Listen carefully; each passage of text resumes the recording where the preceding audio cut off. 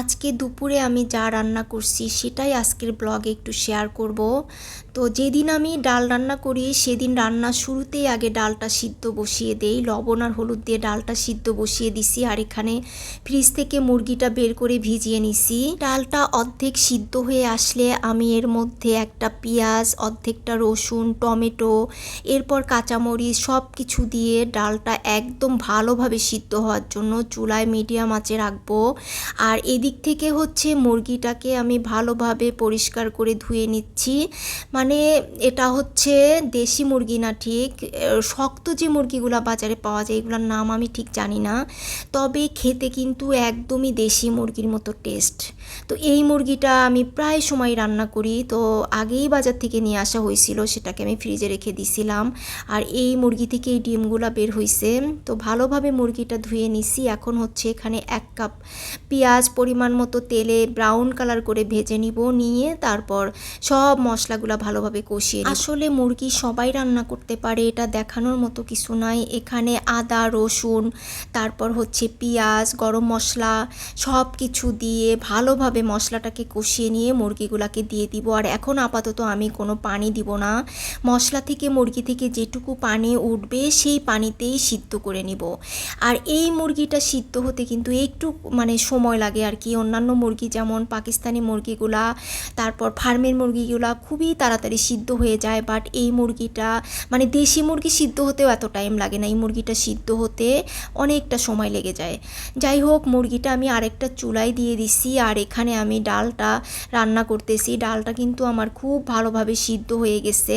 এখন আমি এখানে পেঁয়াজ, তারপর রসুন, এরপর হচ্ছে পাঁচফোড়ন সব কিছু ব্রাউন কালার করে ভেজে নিয়ে ডালটা বাগার দিয়ে দিব। আর আমি প্রতিদিন ডাল রান্না করি না, মাঝে মাঝেই করা হয়, কারণ বেশি পরিমাণে ডাল রান্না করলে আমার আসলে খাওয়া হয় না বাসায়।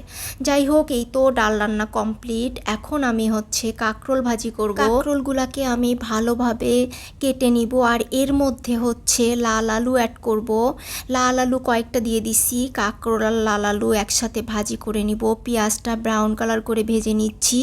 এদিক দিয়ে কিন্তু পাশের চুলাতে মুরগিটা সিদ্ধ হচ্ছে। একদম খুব বেশি লো আঁচে দিইনি, একটু মিডিয়াম আঁচে দিছি, কারণ মুরগিটা সিদ্ধ হতে সময় লাগে।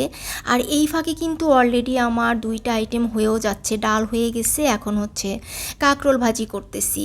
তো কাঁকরোল ভাজির মধ্যে লবণ, তারপর হচ্ছে হলুদ, এরপর জিরা বাটা দিছি, ধনিয়ার গুঁড়া দিছি। আসলে ভাজিতে কিন্তু তেমন কিছুই লাগে না, এইগুলা দিয়েই আমি ভাজিটা ঢাকনা দিব না আর কি, ঢাকনা ছাড়া। যদিও খুব বেশি সবুজ কালারটা কিন্তু থাকে না এই সব ভাজিতে, শুধুমাত্র ভেন্ডি বা ঢ্যাঁড়স, ঢ্যাঁড়স বলে অনেকে, ভেন্ডি বলে। তো ঢ্যাঁড়স ভাজিটার কালারটাই শুধুমাত্র ঢাকনা ছাড়া করলে একদম সবুজ থাকে, বাট অন্যান্য ভাজিগুলা যতই ঢাকনা ছাড়া করি না কেন অতটা সবুজ কিন্তু থাকে না। যাই হোক, আমার হচ্ছে কাঁকরোল ভাজিটা দিক দিয়ে হয়ে গেছে। আলু আর হচ্ছে কাঁকরোল একসাথে মিক্স করে ভাজি করতেছি, হয়ে গেছে। এখন সব শেষে ধনিয়া পাতা অ্যাড করব। একদম চুলাটা বন্ধ করে তারপর আমি ধনিয়া পাতাটা দিয়ে ভালোভাবে ভাজিটা নেড়ে নিব। এই তো কাঁকরোল ভাজিটা কমপ্লিট।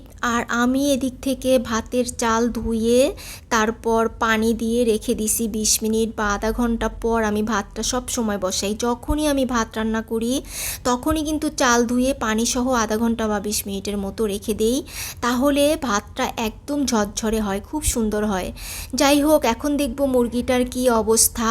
এই তো মুরগিটা কিন্তু অনেক সিদ্ধ হয়ে গেছে। এখন হচ্ছে লাল আলু দিয়ে দিব কিছু, আর 4টা রসুন দিয়ে দিছি। আর দেশি রসুন ছিল না, আসলে দেশি রসুনগুলা দিয়ে কিন্তু এই মুরগিটা খেতে অনেক মজা। যাই হোক, এই তো এখনও ঝোলটা দেইনি, পুরাপুরি সিদ্ধ হয়ে গেলে তারপর আমি ঝোলটা দিয়ে দিব।